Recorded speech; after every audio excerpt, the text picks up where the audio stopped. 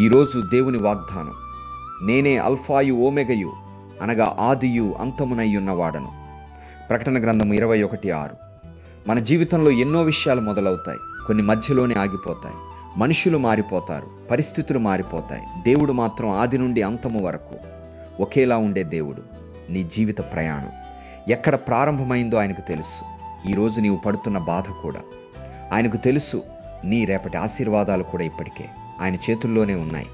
నీవు బలహీనపడినప్పుడు ఆయన బలమవుతాడు. నీవు కన్నీళ్లు పెట్టుకున్నప్పుడు ఆయన ఓదార్పుగా నిలుస్తాడు. అందరూ దూరమైన దేవుడు మాత్రం నీతోనే ఉంటాడు.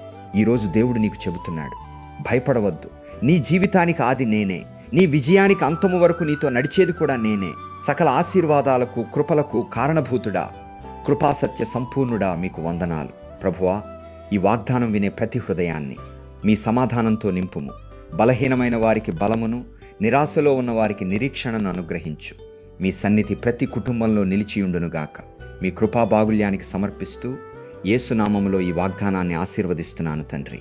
ఆమెన్. ఈ వాగ్దానం మీకు, మీ కుటుంబాలకు, అందరి జీవితాల్లో నెరవేరునుగాక.